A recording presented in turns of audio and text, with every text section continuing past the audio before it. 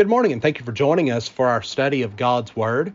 I hope the day finds you doing well. And I would love to extend an invitation to you to join us in services today at Pyburn Street Church of Christ. We will come together this morning at 9 o'clock for Bible study, followed by worship at 9:50. We will then come together this evening at 6 o'clock for our evening worship service. And we also gather on Wednesday evenings, also at 6 o'clock, for midweek Bible study. We would love for you to come and be our guest at any or all of these upcoming services. We are engaged in a study of Ephesians chapter 4, and here the Apostle Paul is teaching us how we can leave the past behind and press on with a fresh, hopeful start. In Ephesians 4:17 through 21, we saw that man has problems, and those problems come from our way of thinking. The way we look at life, look at the world, look at other people, and even look at ourselves is often broken and corrupt and futile. Then in verses 22 through 24, we were taught that we must stop wearing those old, comfortable clothes that we have, change our way of thinking, and put on the new clothes that God is giving to us. After all, we're created after the likeness of God, in true righteousness and holiness. That is who you are, and that's what God is transforming you back to after we've damaged that image with our old way of life. But today we're going to pick up our study in verses 25 through 27. Again, that's Ephesians chapter 4, verses 25 through 27. And here, the Apostle Paul writes, "Therefore, putting away lying, each one speak truth with his neighbor, for we are members of one another. Be angry and do not sin. Do not let the sun go down on your wrath, nor give place to the devil."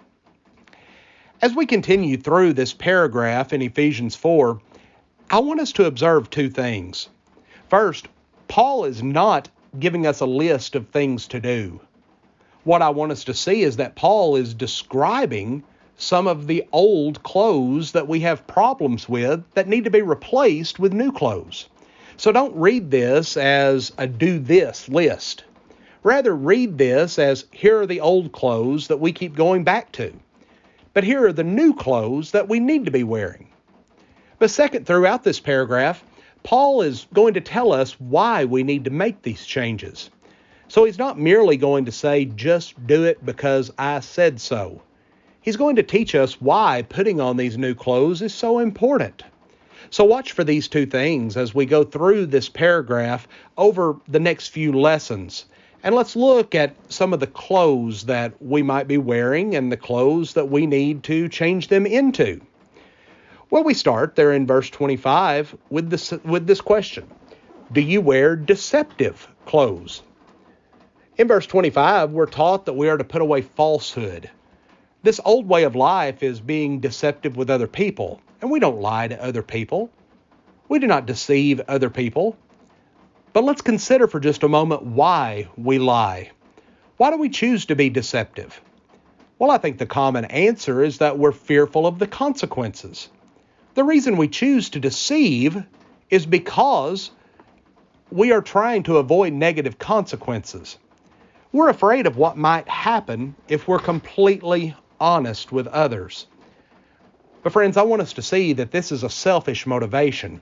Lying and deception is not thinking about others, but it's thinking about ourselves. Lying is not self-sacrificing, but self-seeking and self-preserving. We deceive because we want people to think highly of us, which is also self-serving. And stopping our lying and deceiving is far more involved than just telling ourselves to tell the truth. We need to see what's causing that deception, and that's selfishness. We will not stop deceiving others until we see that we are simply being selfish when we lie. But friends, the people of God are not selfish, and therefore they are not deceptive. Paul continues that the new clothes speak the truth to people. But why should we do this? Well, listen to the rest of what Paul says. He says that we are members of one another. We are members of each other, meaning we're connected. And as much as we try to be disconnected, we're actually very connected. Think about it this way. Where have some of your greatest pains in life come from? Well, I believe that many of your life pains have come from people lying to you and being deceptive towards you. It's a fact, lying hurts. And not only does lying inflict pain on others, we then lose confidence in each other. Trust is broken when we're not truthful. Marriages are severely damaged when there's deception. Friendships are ruined when there's lying. The church is wrecked, which seems to be the most direct idea that Paul's speaking of here. We cannot be united and trust each other with our lives if we are deceptive with each other. It's true, deception damages people. So as soon as we want to lie, we need to tell ourselves that those are the old clothes. Now, I know that they're comfortable, but those are the old clothes.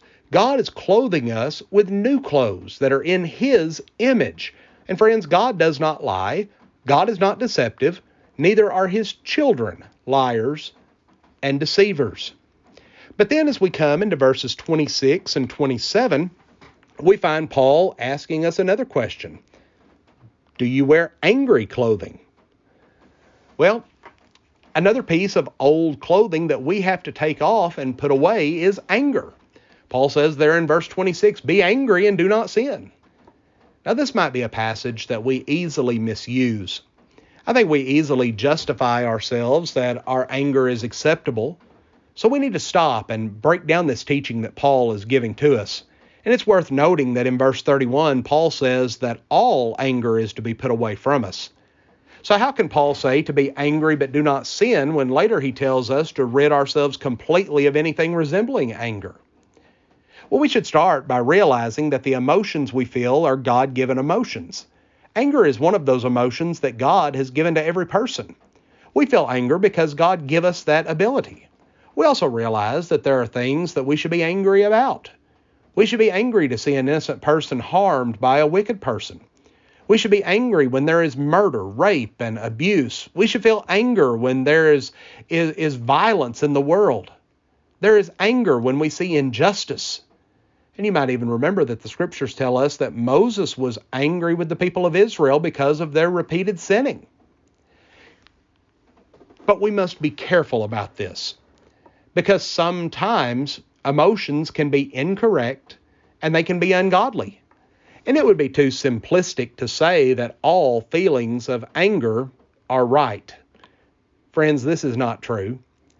Can you think about times in your life when you were angry when you shouldn't have been? Think about how many times there are trivial things in life that we get angry about that we should not be angry about. Have you ever been angry because of something someone said? It's not some injustice that we ought to be angry about. We just didn't like what the person said. How about if we've ever been angry because we're working on a car and there's a bolt that we can't get to, so we get mad and we throw the wrench? That is not an anger from injustice, but an anger from selfishness and frustration. Have you ever been angry because you had to stand in line? Well, that's not an injustice. It's selfishness. Or ever been angry because you got caught in traffic? Once again, this is not an injustice. It's selfishness on our part.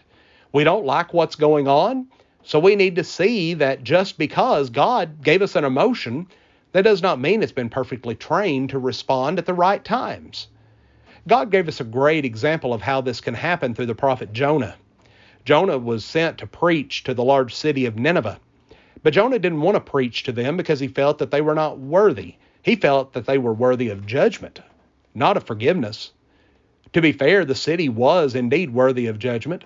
But Jonah reluctantly goes and preaches to the city, and the people repent and obey the Lord. But notice what we read in Jonah 4 and verse 1. But it displeased Jonah exceedingly, and he was angry. Well, if we look at verse 4, the Lord asked, is it right for you to be angry? We need to see that not all anger is good anger. The Lord is asking Jonah if his anger is right. Well, of course, the implied answer is no, it's not. A little later, Jonah went out of the city and sat under a plant that was giving him shade. But God made a worm eat the plant, so that withered, and made scorching winds come and beat upon Jonah's head. And listen to the things that Jonah said. And he asked that he might die, and said, it is better for me to die than to live, Jonah 4 and verse 8. Well, again, God asks Jonah the same thing. Is it right for you to be angry? And now listen to Jonah. Yes, it's right. I'm angry enough to die, Jonah 4 and verse 9. Have you ever had that happen to you? You're so angry. And someone comes to you, maybe it's your spouse or your parent or maybe even one of your children or a friend. They come to you and they ask, is this really worth being angry about? Well, what do we like to say in response? Yes. Yes, I'm angry. Yes, this is worth being angry about. Am I right to be angry? Well, no, not necessarily, but we're angry. But we really don't have the right in those situations. Our first warning about anger is that not all anger is right. And while God has given us the emotion of anger, it does not mean that our anger is to be activated all the time. For we find that most of the time, our anger is activated out of selfishness, not actually out of injustice. But when our anger is right, notice that Paul says that we still cannot sin as a result of that anger. The problem is what we do when we're angry. Unfortunately, modern psychology has told us that it's bad for us to bottle up our anger. They tell us that we need to just let it out, to vent that anger. But where does God ever say that? Where does God ever say that we need to vent our anger because if you don't, it's just going to eat you up and hurt you on the inside? Well, maybe we should listen to the Creator who made us about how to handle anger rather than listen to other people. Interestingly, most counselors have now rejected this idea, but it still gets passed around a lot. So what do we do when our anger is typically sin? Well, we usually blow up. We vent that anger. We get back at the person that's hurt us. And even if our anger is right, which often it's not, what we do in response to that anger is sinful. And this is what Paul means when he says in verse 27, not to give opportunity for the devil. Anger gives the devil a chance in your life. It opens the door for the devil to come in and to tempt us to say the wrong things and do the wrong things. It opens the door to sin. And friends, we need to be honest about our anger. We like to use every other word in the book about what we are except angry. We like to say that we're distressed, we're frustrated, we're upset, we're hurt, we're worried, or some other word, when if we're honest and not deceptive with ourselves, we have to admit that we're angry and we're sinning. And sinful anger comes from thinking about ourselves.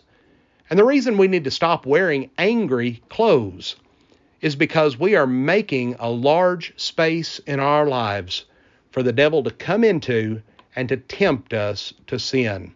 So what does it look like to put on the new clothes? Paul says that we're not to let the sun go down on our anger. Immediate reconciliation is what we are to strive for. If something is bothering you, and you certainly have the right to be angry, then don't let the day go by without dealing with that situation. Handle it, and do not handle it sinfully. Calm yourself down and clearly seek a solution to the problem. Look for a plan of reconciliation. But I hope that we can see what this means. This means that we have come to have control over our anger. And there's no such thing as someone making you so angry that you did what you did. We have control over our anger because God has told us not to sin with our anger. Therefore, we have that ability. We have that control. But we have to decide if we want to be angry and express that anger. Have you noticed this is the emotion that God is telling us will give us the most trouble? Isn't it interesting that God did not have to tell us to be sad but do not sin? He didn't have to say to be happy and do not sin. He told us to be angry and do not sin, because it is very easy to sin when we're angry. It is the open door to the devil. So how do we put off these old clothes? First, when you feel angry, ask yourself, am I right to be angry? Is my anger coming from selfishness, or is it a true righteous injustice? Second, when you feel angry, ask yourself what you can do to solve the problem. How can I reconcile this situation that has provoked my anger? Third, look to fix the problem, not to make the problem worse. The goal is to let someone know how wrong they were, and they are such a terrible person. No, the solution, the goal, is to be a peacemaker, is to find a way to restore that relationship without tearing down and belittling the other person. In short, wear clothes that are made in the image of God. Did God have the right to be angry with you? Yes. Is He right to be angry? Yes. What does He do about it? He looks to fix the problem by giving His Son so that we can be reconciled. And let us seek the same kind of solution when we have anger that we are right to have. Friends, we thank you for joining us for our program today, and may God bless you with a wonderful Lord's Day.